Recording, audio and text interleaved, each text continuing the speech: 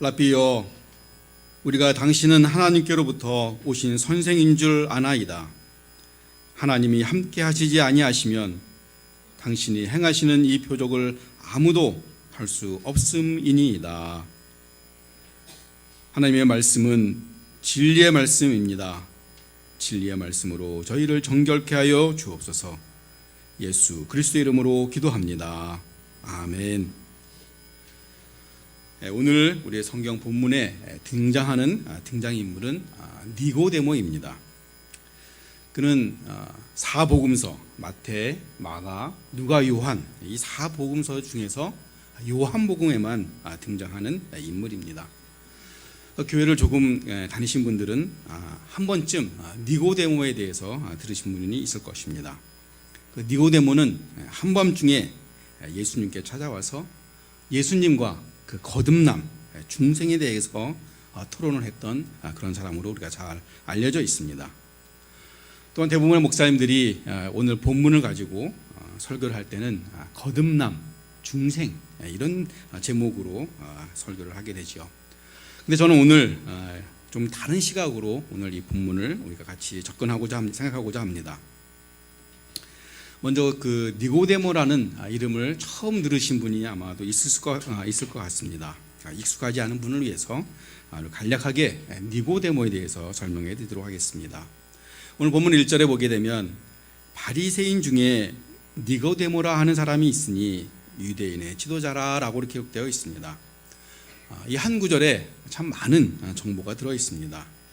니고데모는 어떤 사람이냐? 첫 번째 바리새인인 것이죠. 또 그리고 유대인의 지도자들입니다. 즉 다시 말해서 종교적으로는 바리새인이고 또 사회적으로는 유대인들의 그 지도자의 위치에 있는 그런 사람이다라고 이렇게 설명하고 있는 것입니다.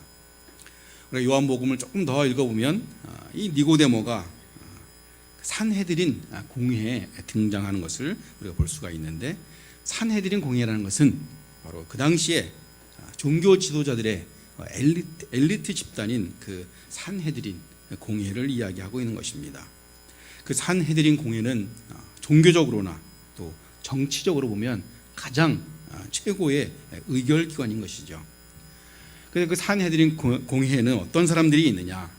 제사장, 또 장로, 또 서기관들로 이렇게 구성되어 있는 70인의 의결체인 것입니다. 그리고 그 서기관 자리에는 바리새파, 또 사두개파 이런 두 파의 사람들이 나누어서 차지하게 되는 바로 그런 최고 의결기관이 바로 산헤드린 공회가 되는 것이죠. 이 니고데모는 이렇게 높은 지위에 있고 또 많은 사람들로부터 추앙을 받는 그가 왜 예수님을 찾아왔을까요? 오늘 우리가 함께 읽지는 않았지만 그 우리 본문 앞장인 2장에 보면 그 2장 23절에 그 말씀과 연관이 있습니다. 제가 대신 읽어드리도록 하겠습니다. 요한복음 2장 23절. 6월절에 예수께서 예루살렘에 계시니 많은 사람이 그의 행하시는 표적을 보고 그의 이름을 믿었으니 라고 기록되어 있습니다. 많은 사람들이 예수님의 표적을 보았다라고 기록되어 있는데, 아마도 그 중에는 니고데모도 있었을 것으로 우리가 추정할 수가 있습니다. 왜냐하면 우리가 읽은 그 3절에 보면 니고데모가 이렇게 이야기하죠. 이런 표적은 하나님과 함께 하시지 않고는 행할 수가 없다라고 이야기하고 있습니다. 니고데모가 그렇게 이야기를 하는 거죠, 예수님께.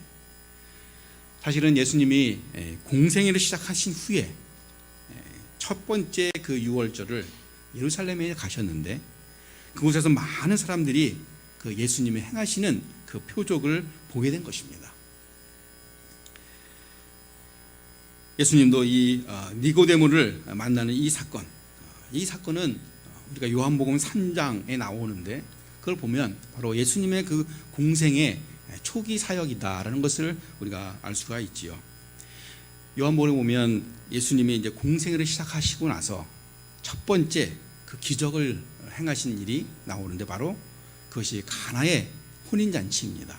그래서 물을 표현해서 포도주로 만든 그 사건이 나오죠. 그리고 이어서 나오는 것이 바로 그 그 유월절 때 바로 예수님께서 예루살렘에 올라가서 기적을 행하는 그 사건들입니다. 바로 그 다음에 나오는 사건이 바로 니고데모와 예수님이 만나는 사건이지요.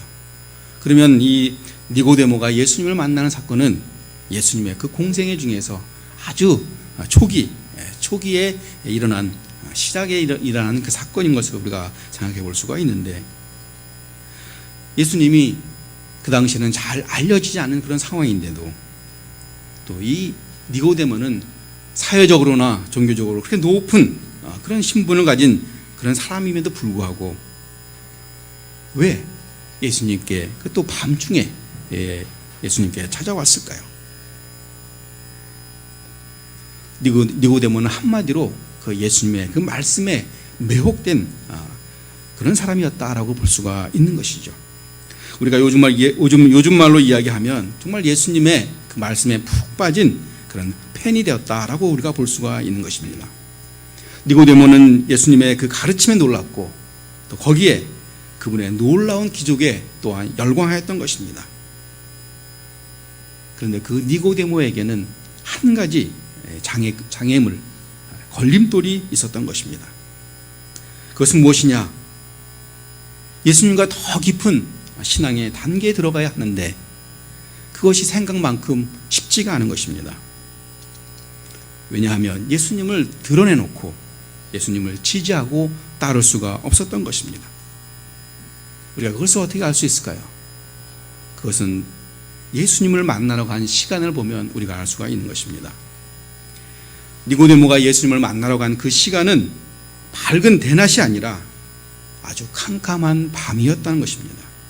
즉 다른 사람들이 자기를 알아보지 못할 정도로 또 판단할 수 없는 바로 그런 밤에 다른 사람들을 모르게 바로 예수님을 찾아간 것, 그 사람이 바로 니고데모인 것이죠. 명망 높은 종교 지도자가 갈릴리라는 저 멀리 어디 어촌 구석에서 올라온, 그것도 그 동네에서 성경을 가르치는 사람이 아닌 전직 목수인 그런 사람에게 찾아가서 그의 제자가 되었다라는 것이 알려지면 니고데모는 당연히 정치적으로나 사회적으로 큰 명성을 잃을 게 뻔한 것이죠. 최소한 그동안 그가 쌓아왔던 그 명성이 한순간에 무너질 것은 불을 보듯이 뻔한 것입니다. 그는 예루살렘에 있는, 다시 말해서 그 나라의 종교적, 정치적 중심에 있는 그 산헤드린의 공회원의 서기관이었습니다. 서기관이 되기 위해서는 그는 정기적으로 교육을 받은 그런 사람입니다. 그런데 그런 그가 갈릴리 출신의 또 목수의 제자가 되었다 하면 당연히 많은 사람들의 조롱거리가 될 것은 뻔한 것입니다. 더군다나 많은 사람들이 이야기하기를 갈릴리에서 무슨 선한 것이 나겠느냐라고 무시하던 그런 그 지역이었던 것입니다. 니고데모는 예수님을 만남으로써 자신의 체면, 또 정치적으로 또 종교적으로 그런 모든 것이 다 위험을 초래할 수 있는 그런 불안한 또 위험한 그런 만남이었던 것입니다. 그래서 그는 예수님을 적어도 하나님이 보내신 선지자 또는 적어도 하나님과 동행하는 사람인 것을 분명히 알았음에도 불구하고 그는 밤중에 몰래 예수님을 찾아갔던 것입니다. 남몰래 예수님을 팬으로 만나는 것, 이럴 게 전혀 없는 것이죠. 그러나 공개적으로 예수님의 제자가 됐을 때에는 값비싼 대가를 치러야 하는 것입니다. 그것은 그때나 지금이나 똑같다고 생각합니다. 우리 믿는 사람들 안에도 예수님이 누구인지, 또 그 예수님이 우리를 위해서 어떤 일을 하셨는지 정확히 알고 있지만 그러나 그 예수님의 제자가 되는 것을 꺼리는 사람들이 있습니다. 바로 그 니고데모와 같은 그런 사람들이지요. 예수님의 말씀도 좋고 또 하나님의 아들이심을 믿고 또 이 땅을 구원하기 위해서 메시아로 오심도 알고 있지만 그러나 정작 자신을 그분의 제자로 되기는 싫은, 단지 예수님을 좋아하고 환호하기만 하고 거기로만 머무는 예수님의 팬으로만 있기를 원하는 그런 많은 사람들이 있는 것입니다. 예수님의 제자로서 자신을 드러냄으로써 자신에게 오는 그런 불이익이 오고 또 자신의 것이 빼앗길 수 있는 그런 예수님의 제자가 되는 것, 그런 것은 사양하는 그런 모습들이 우리 안에 있다는 것도 사실인 것입니다. 니고데모는 예수님을 통해서 자신의 궁금증만 해결하고 혹시라도 있을 자신의 그런 불이익에 대해서는 거리를 두는 바로 예수님의 제자가 아닌 예수님의 팬으로서 있기를 원했던 모습인 것입니다. 우리들의 모습은 이 니고데모의 모습과 얼마나 다른가요? 우리도 예수님의 팬이 돼서 천국 가는 거에만 관심이 있고 이 땅에서 예수님의 제자가 되어 세상과 안 믿는 사람들로부터 받는 그 불이익이나 또 금전적인 손해나 또 불편한 시선들에 대해서는 우리가 거부하는 것이 아닐까요? 예수님의 팬이 되는 것과 예수님의 제자가 되는 것은 확연히 다른 것입니다. 분명한 것은 예수님은 자신의 팬이 아닌 제자가 되기를 우리가 원하신다는 그 사실인 것입니다. 예수님의 팬은 예수님을 좋아하고 그분의 말씀을 듣고 이해하는 것을 좋아합니다. 그러나 그것으로 다인 것이죠. 그러나 예수님의 제자는 예수님의 말씀을 좋아할 뿐만 아니라 그 말씀을 자신의 삶에서 그 말씀대로 살려고 노력하는 사람이 바로 예수님을 제자인 것입니다. 왜냐하면 예수님을 사랑하기 때문인 것입니다. 율법이기 때문에 행하는 것이 아니라 그 사랑에서 우러나와서 행하는 것입니다. 그러기에 어떤 경우에도 불이익을 당해도 참아낼 수가 있는 것입니다. 주님이 저와 여러분을 위해서 당하신 그 고난을 생각한다면 우리가 당하는 그런 불이익, 또 고통, 고난, 그것은 정말 아무것도 아닌 것입니다. 이런 것을 견디는 사람만이 진정한 하나님의 제자이고 말씀대로 살려고 몸부림치는 사람만이 진짜 예수님의 제자인 것입니다. 삶으로 예수님의 모습을 따라가는 것, 또 인격적으로 예수님의 성품을 점점 닮아가는 사람, 바로 그 사람이 예수님의 제자라고 할 수가 있는 것입니다. 실제로 우리의 그 각자의 신앙은 어떤 모습인가요? 환호하기만 하는 팬의 모습인가요? 아니면 묵묵히 말씀대로 살려고 노력하는 제자의 모습인가요? 그리고 무슨 예수님의 제자가 된다고 해서 무슨 광신적인 극단적인 행동을 요구하는 것은 아닙니다. 단지 우리 생활 안에서 예수님을 증거하고 내 스스로가 예수님의 제자임을, 또 크리스찬임을 드러내는 것, 바로 그것이 우리가 예수님의 제자의 삶을 살아가는 것입니다. 교회에서는 신도 같지만 그러나 교회 문만 나서면 교인인지 아닌지, 또 크리스찬인지 아닌지 그거 구분이 안 되는 그런 삶을 우리가 살지는 말자는 것입니다. 우리가 차 룸미러에 십자가를 걸어놓고 또 뒤트렁크에다가 물고기 모양의 그 모양을 붙이고 다닌다고 해서 우리가 다 예수님의 제자가인 것은 아닌 것입니다. 더 중요한 것은 우리가 예수님의 말씀대로 그 말씀대로 살려고 우리가 노력하는 몸부림치는 그런 모습들이 바로 우리가 예수님의 제자의 모습이다라고 볼 수가 있는 것입니다. 그럼 니고데모는 어떻게 변화되었나요? 니고데모는 다시 한번 더 등장하게 됩니다.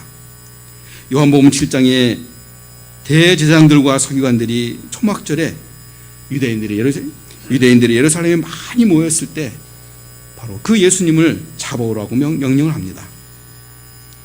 그러나 명령을 받은 사람들이 예수님을 잡아올 명분이 없어서 잡아오지 않게 되자 이 대제사장들과 서기관들은 그들을 야단칩니다. 또 예수의 도를 믿는 그 무리들을 저주하게 됩니다. 예전 같으면 잠잠히 있었을 그 니고데모가 이제 등장하게 됩니다. 7장 51절에 우리 율법은 사람의 말을 듣고 그 행한 것을 알기도 전에 심판하느냐. 즉 다시 말해서 그들의 의견을 반대하면서 예수님을 옹호하게 되는 것입니다. 그러자 그들이 니고데모에게 이야기하죠. 너도 갈릴리에서 왔느냐? 이것은 단순한 그런 질문이 아닌 것입니다. 일종의 조롱인 것입니다. 이스라엘 백성의 선생이라는 자가 그런 갈릴 출신인 예수를 지지하느냐? 그 정도의 조롱과 무시에 가까운 그런 말인 것입니다. 그럼에도 불구하고 니고데모는 당당히 바로 자신이 예수님의 제자인 것을 드러낸 것입니다. 니고데모가 예수님을 처음 만나러 갔을 때는 비록 자신을 숨기기 위해서 사람들이 알아보지 못하는 밤에 예수님을 찾아갔습니다. 그러나 이제 18개월이 지난 후에 그 니고데모의 모습은 자기 스스로 예수의 제자임을 드러내는 것을 주저하지 않는 그런 담대한 사람이 되었던 것입니다. 조롱과 무시가 있을지라도 자신을 예수님의 제자로 나타내는 것을 두려워하고 꺼리지 않았던 것입니다. 이제 요한복음 보면 니고데모가 마지막에 한 번 더 등장하게 됩니다. 예수님이 십자가에서 돌아가셨을 때 같은 사내들인 공회원이 있던 그 아리마대 요셉이 자신이 만들어 놓은 새 무덤에 예수님을 장례하는 그 모습이 나옵니다. 그때 그 장례용품을 들고 나타난 사람이 바로 니고데모인 것입니다.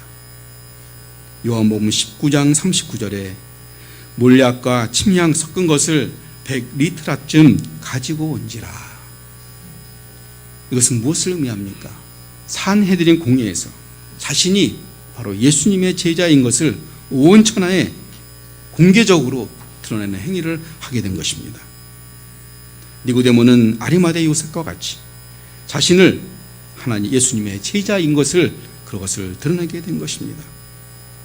자신이 정치적으로나 또 종교적으로 어떤 대가를 당하더라도 그것을 드러내는 것을 전혀 거리낌하지 않고 두려워하지 않은 그 니고데모의 모습을 오늘 보게 되는 것입니다. 기독교 전승에 의하면 니고데모는 정경이 아닌 위경인 빌라도 행전을 썼다고도 합니다. 그리고 그는 나중에 순교의 길을 걸어갔다고 합니다. 니고데모는 비록 처음에는 예수님의 팬으로서 예수님의 말씀을 환호하고 옹호했지만 그러나 나중에는 진정한 예수님의 제자로서 또 종교적으로나 정치적으로 어떤 어려움이 없을지라도 겪을지라도 두려워하지 않는 그런 진정한 예수님의 제자가 된 것을 오늘 본문을 통해서 보게 됩니다. 오늘 우리가 니고데모를 바라보면서 나는 니고데모의 그 초기 모습인 예수님의 팬으로서만 머물고 있는지 아니면 예수님의 진정한 제자의 길에 들어섰는지 우리 각자를 바라보면서 니고데모와 같이 어제보다는 오늘이 우리가 더 성숙되고 또 오늘보다는 내일이 더 성숙되는 예수님의 제자로서 더 성숙되시는 저와 여러분이 다 되시기를 예수 그리스도의 이름으로 축원합니다. 기도하도록 하겠습니다. 많은 사람들이 예수를 믿노라 하면서도 하나님 예수님의 가르침과 또 예수님의 그 말씀을 좋아하지만 그러나 예수님에 대한 그 팬으로서 그 자리에 머물러 있기만 하는 사람들이 많이 있는 것을 저희도 압니다. 그러나 주님은 우리가 예수님의 제자가 되기를 원하시는 것을 압니다. 아버지 하나님, 우리의 삶을 들여서 우리의 인생을 통해서 우리의 실생활 속에서 예수 그리스도의 제자임을 우리가 스스로 드러낼 수 있는 저희들로 삼아 주시옵소서.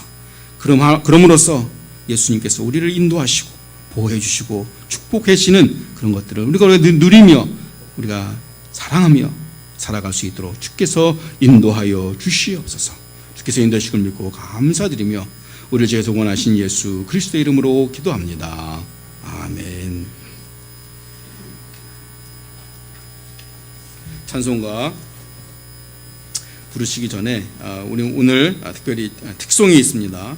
박준영 외 남성 중창이 있습니다. 특송 나오시기 바라겠습니다.